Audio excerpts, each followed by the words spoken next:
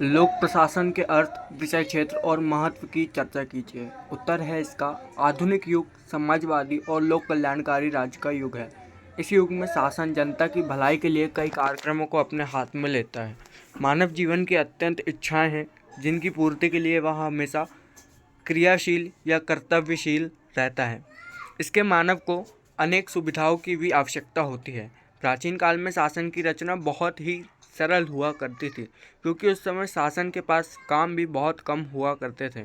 अतः वर्तमान में राज्य के कार्य क्षेत्र में भी वृद्धि का लोक प्रशासन के क्षेत्र पर प्रभाव पड़ रहा है।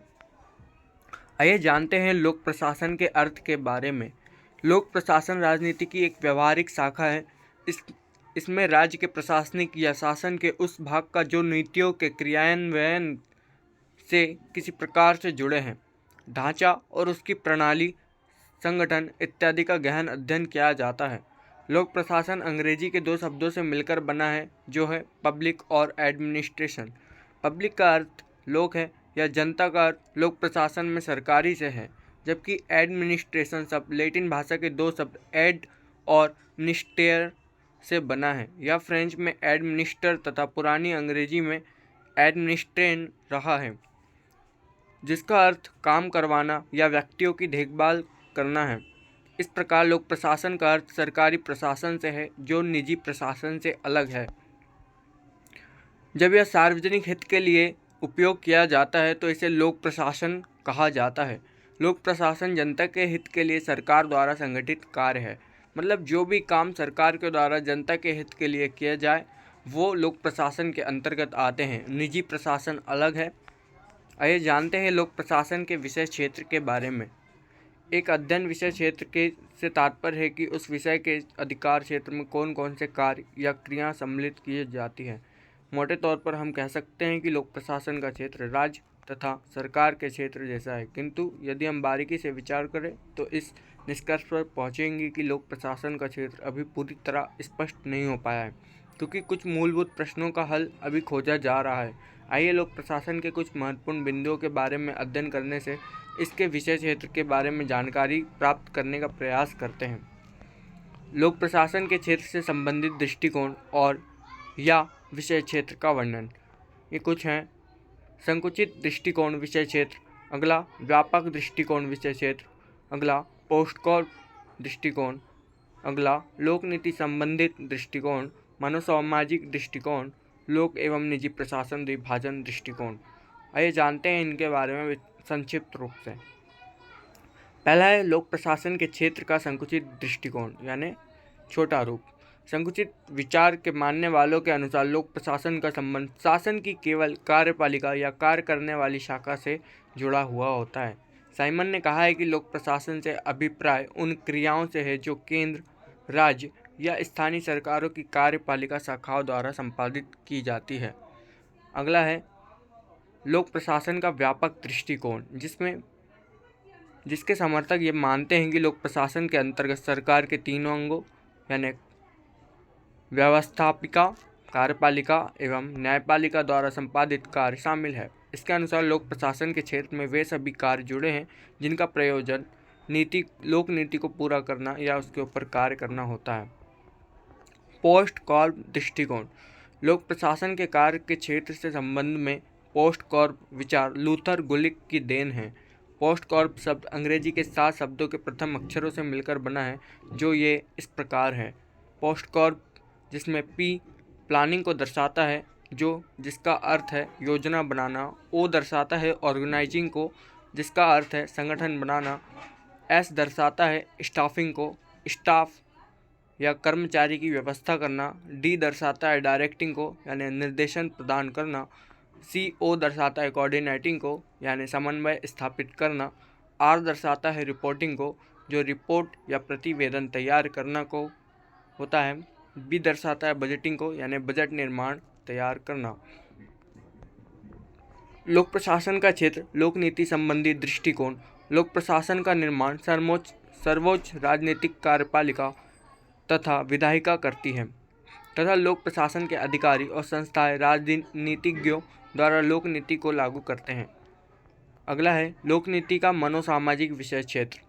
लोक प्रशासन का यह क्षेत्र केवल कुछ प्रबंधकीय तकनीकें ही नहीं बल्कि मानव समाज की सभ्यता, संस्कृति, मूल परिस्थितियाँ, अर्थव्यवस्था तथा मानव व्यवहार इत्यादि को भी शामिल करता है। लोक प्रशासन एवं निजी प्रशासन। लोक प्रशासन और निजी प्रशासन के कुछ आधारभूत संहिताएं तो कुछ इस प्रकार हैं, कुछ अंतर भी हैं। समानताएं तो कुछ अंतर स्पष्ट भी है। लोक प्रशासन तथा निजी प्रशासन देश की अर्थव्यवस्था, राष्ट्रीय सुरक्षा तथा सामाजिक विकास के दृष्टिकोण से बहुत इम्पोर्टेंट होता है। सरकार द्वारा सरकारी संगठनों और निजी संगठनों के लिए कानूनों और नीतियों के माध्यम से नियंत्रण स्थापित किया जाता है। आइए जानते हैं लोक प्रशासन का महत्व, जो कि बहुत इम्पोर्टेंट है।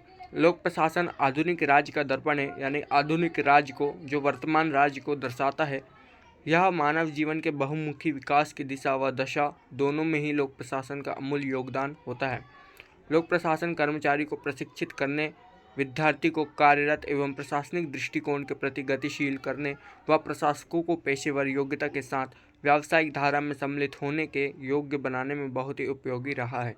लोक कल्याणकारी राज्य एक ऐसा समाज है जिसमें जीवन का न्यूनतम स्तर प्राप्त करने का यकीन तथा मौका प्राप्त व्यक्तियों को मिलता है। लोक कल्याणकारी राज्य की स्थापना का भार लोक प्रशासन का है।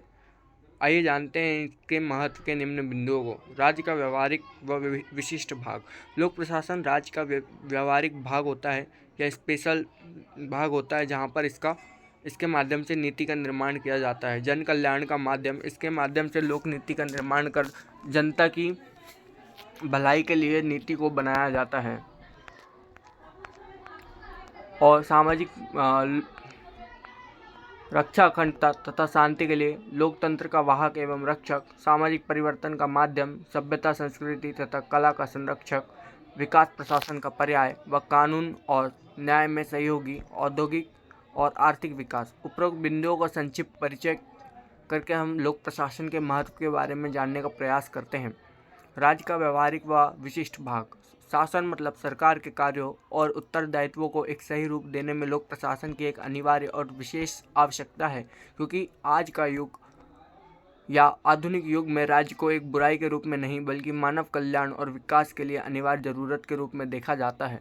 जन कल्याण का माध्यम। आज के समाजों की ज़्यादा संख्या में मनुष्य की आवश्यकताएं लोक प्रशासन द्वारा ही पूरी की जाती है, जैसे चिकित्सा, स्वास्थ्य, परिवार कल्याण, शिक्षा, प्रौढ़ शिक्षा, जनसंचार, परिवहन, ऊर्जा, सामाजिक सुरक्षा, कृषि उद्योग, कुटीर उद्योग, पशुपालन, सिंचाई, डाक और आवासीय सुविधा इत्यादि सारी मूलभूत मानवीय सामाजिक सेवाओं का संचालन प्रशासन के द्वारा ही संभव हो पाता है।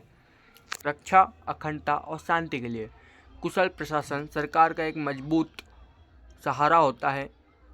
यदि यह नहीं रहा तो राज्य की स्थिति बिगड़ जाएगी। न्याय, पुलिस, सशस्त्र बल, हथियार निर्माण, आंतरिक परमाणु ऊर्जा, बहुमूल्य खनिज, विदेशों से संबंध और गुप्तचर इत्यादि गतिविधियों को लोक प्रशासन के अंदर संभाला जाता है। लोक प्रशासन का वाहक और रक्षक। लोकतंत्र का वाहक है।